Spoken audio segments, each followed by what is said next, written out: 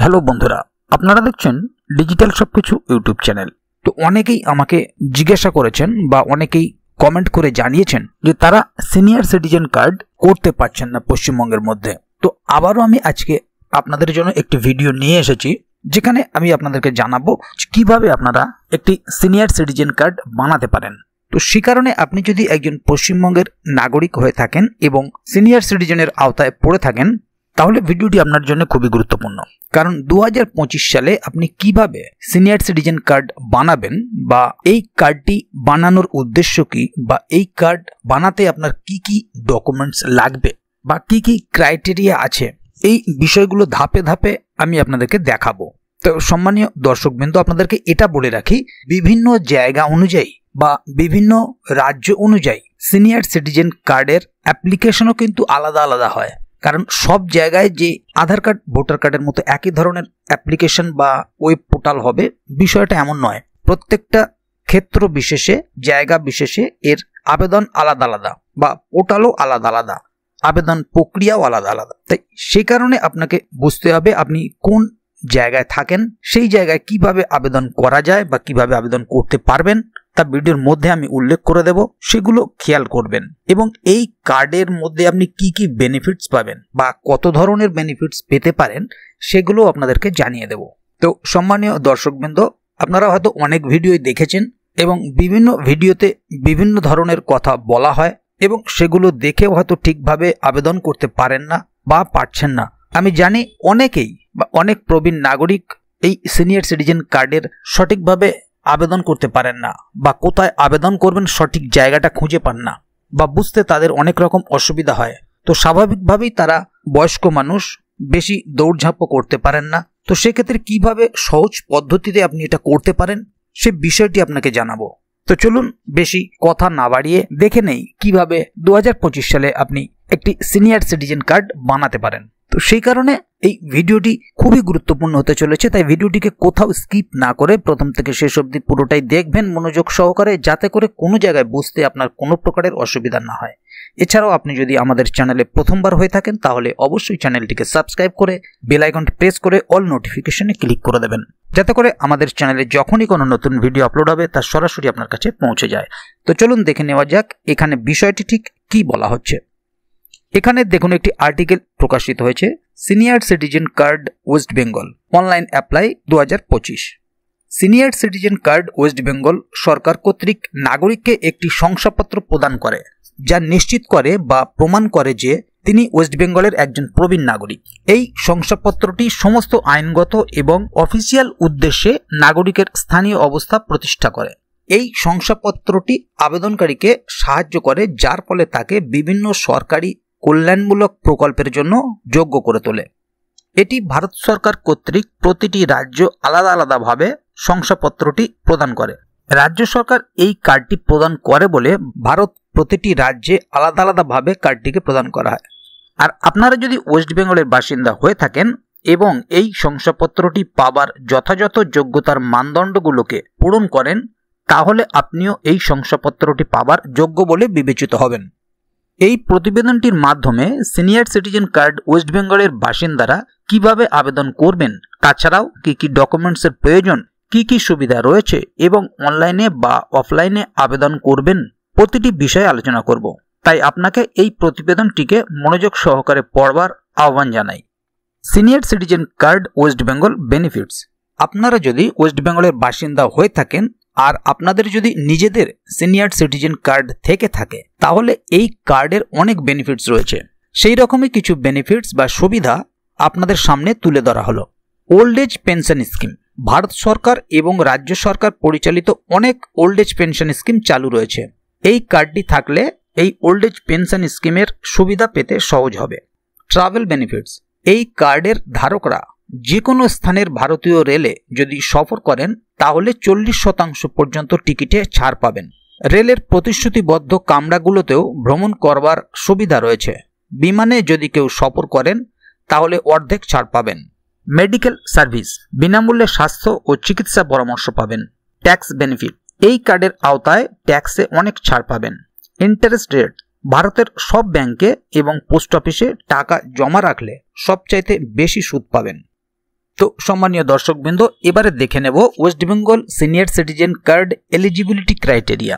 আপনারা অনেকেই West Bengal senior citizen কার্ডের জন্য আবেদন করতে ইচ্ছুক।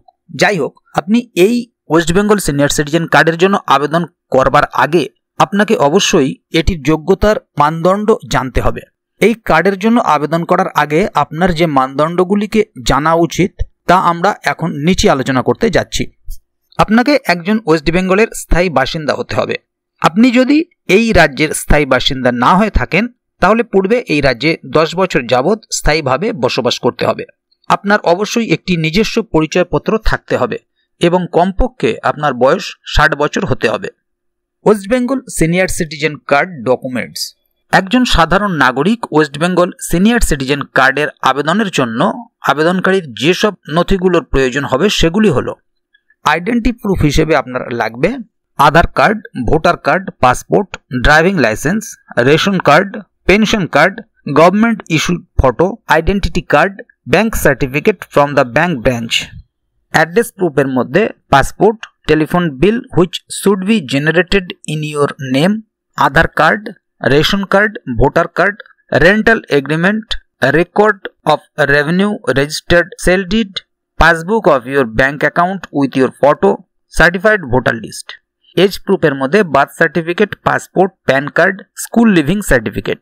তো এগুলো আপনার অ্যাড্রেস প্রুফ হিসেবে লাগবে, মানে আপনার ডকুমেন্টস হিসেবে লাগবে। এবারে উপরের গুলো ছাড়াও আবেদনকারীর 2 photographs of the applicant, অর্থাৎ আপনার 2 কপি ফটো লাগবে, আবেদনকারীর মোবাইল নম্বর লাগবে এবং অ্যাপ্লিকেশন ফর্ম লাগবে।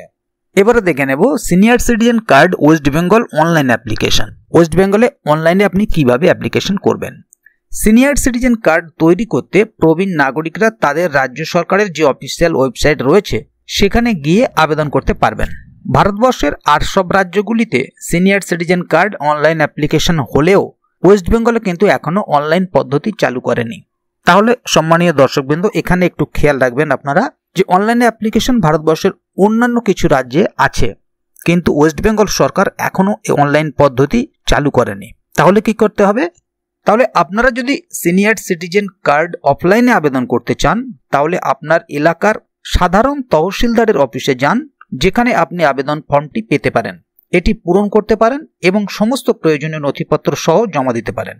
তাহলে সম্মানীয় দর্শকবৃন্দ, আপনারা অনলাইনে কিন্তু আবেদন করতে পারবেন না, কারণ পশ্চিমবঙ্গ সরকার অনলাইন পদ্ধতি চালু করেনি। সেক্ষেত্রে আপনাকে অফলাইনে আবেদন করতে হবে। এবার অফলাইন আবেদন করতে গেলে আপনি কি করতে পারেন, কোথায় আবেদন করবেন? এক্ষেত্রে কিছু কিছু এজেন্সি আছে যাদের মাধ্যমে আপনাকে আবেদন করতে হবে। তো চলুন এ বিষয়ে একটু জেনে নিই। Senior citizen card West Bengal agency. Senior citizen card ভারতের সমস্ত রাজ্যে নিজস্ব স্তরে তৈরি করে থাকে। এছাড়াও যে কোনো রাজ্যের বাসিন্দারা সিনিয়র সিটিজেন কার্ড এজেন্সির অফিসিয়াল ওয়েবসাইটের মাধ্যমে সিনিয়র সিটিজেন কার্ড তৈরির জন্য আবেদন করতে পারেন। সিনিয়র সিটিজেন কার্ড তৈরির জন্য অনলাইনে আবেদন করার প্রক্রিয়া নিচে দেওয়া হলো, যার মাধ্যমে আপনি অনলাইনে আবেদন করতে পারবেন। প্রথমে আপনাকে সিনিয়র সিটিজেন কার্ড এজেন্সির অফিসিয়াল ওয়েবসাইটে যেতে হবে। এরপরে ওয়েবসাইটের হোম পেজটি আপনার সামনে খুলবে। সেখানে আপনারা আপনাদের রাজ্য বা রাজ্য এজেন্সি বেছে নিন। ওয়েবসাইটের হোম পেজে আপনাকে নতুন নিবন্ধন বিকল্পে ক্লিক করতে হবে। ক্লিক করার সাথে সাথেই আপনার সামনে আবেদনপত্র খুলে যাবে। এখন আপনাকে আবেদনপত্রে জিজ্ঞাসা করা সমস্ত প্রয়োজনীয় তথ্য সঠিকভাবে পূরণ করতে হবে, যেমন আবেদনকারীর নাম, জন্ম তারিখ, রক্তের গ্রুপ, স্থায়ী ঠিকানা, রাজ্য, পিনকোড, সক্রিয় মোবাইল নাম্বার, ইমেল ঠিকানা, আত্মীয়ের নাম ইত্যাদি। সমস্ত তথ্য প্রবেশ করার পরে আপনাকে প্রয়োজনীয় নথিগুলোকে আপলোড করতে হবে। সবশেষে সাবমিট অপশনে ক্লিক করতে হবে। এভাবে আপনি সিনিয়র সিটিজেন কার্ডের জন্য আবেদন করতে পারেন।